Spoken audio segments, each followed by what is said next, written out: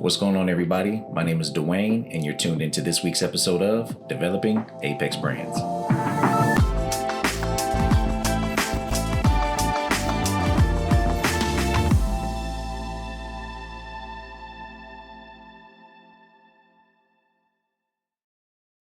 What's going on, everybody? Welcome to this week's episode of Developing Apex Brands, here with your boy, Dwayne, coming to you live from the Edit Bay. So on this week's episode, we're going to be talking about the exposure triangle, what that means for your photography, and how you can master each one of the points to create the best possible image for your subject. So let's go ahead and hop into it. So your exposure triangle is going to consist of 3 points. You're going to have your ISO, you're going to have your aperture, or what some people call an f-stop, and you're also going to have your shutter speed. Let's start with your shutter speed. Shutter speed is defined by the amount of time you're allowing your lens to stay open while you're taking a photograph. Typically, this is going to be expressed in fractions. The higher you go in your fractions, the less light you're going to allow into your camera lens, because you're going to be shutting the camera lens off a lot quicker. The smaller your fraction, or when you get into whole numbers, you're going to be allowing a lot more light to come into your lens, because you're going to be leaving it open for a lot longer. Your aperture is expressed by the size of your lens when you take the photo. Typically, these values are going to be expressed in decimals, so your aperture or your f-stop, the smaller the number, the more focused you're going to be on the foreground of your subject, and the higher your aperture or your f-stop, the broader your focus of your subject is going to be. Typically, if you have a really nice camera, your values can go all the way down to 1.4. I have a camera that's a 2.8. You can also go up as high as 36, also on certain cameras, so that'll give you a wider, broader range. And the ISO of your camera is defined by the sensitivity of your camera sensor when you took the photo. The smaller the number of your ISO, the less sensitive your sensor is while you're taking the photo. The higher the number of your ISO, the more sensitive your camera sensor is when you take the photo. Now be aware, the higher that you turn the ISO, the more grainy that your photo is going to be. Now that we've properly defined all 3 points of the exposure triangle, you're probably asking yourself, how does this apply? And how do I use this information to take a better photo? So the first thing you're going to want to do is put your camera in manual mode. This will give you the ability to manipulate each one of your exposure triangle points independently, so that you can come out with the outcome that you specifically want for your subject. So the first thing we're going to want to understand is, by changing one aspect of your triangle, it's going to manipulate another aspect of your triangle. So we're also, while making one adjustment, we're going to want to be aware of our subject and our environment, and make the additional adjustments to fill in the gaps of where we made our first initial change. The first thing that we always want to make sure when we're taking a photo is which one of our triangle points is going to be dominant or takes the most precedence in our shot. I'm going to break down each one of our key points for our triangle and show you in which instance is probably best to shoot for. So let's start with our shutter speed. Shutter speed, as stated before, is the amount of time we're allowing the light to come into our camera sensor. So the higher the fraction, the quicker your shutter is going to be. The smaller the fraction, or once it gets into whole numbers, the longer the exposure is going to be, and the more light the sensor is going to allow to come in.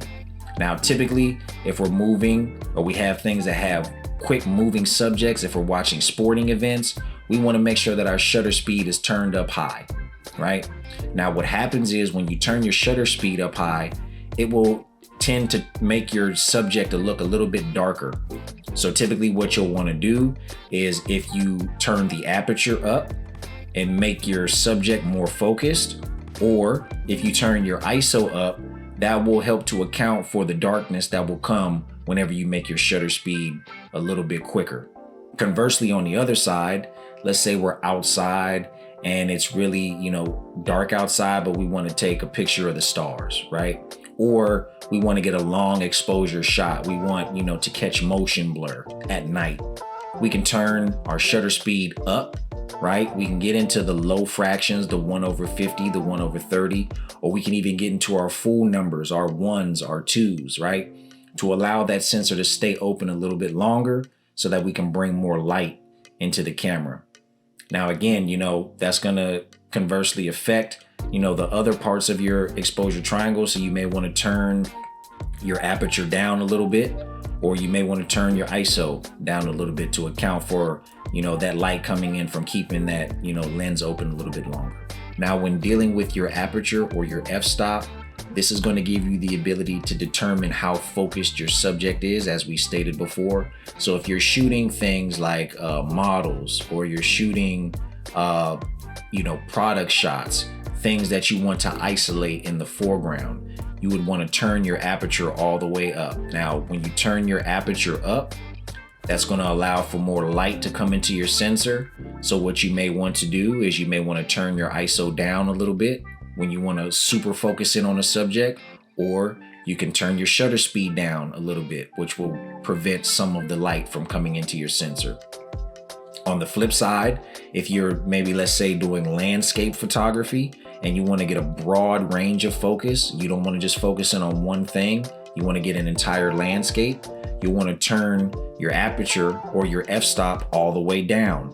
Typically, when you start to get into the 8, the 9, the 10 and up, what happens is it's going to prevent a lot of light from coming into the sensor. So now what you're going to want to do on the flip side, you can either turn your ISO up to make your camera chip a little bit more sensitive, or you can turn your shutter speed up or down, depending on what how you take it. But meaning, if you go to a smaller fraction or to a whole number, you're allowing more light to come into the sensor to account for that aperture becoming a little bit more wider.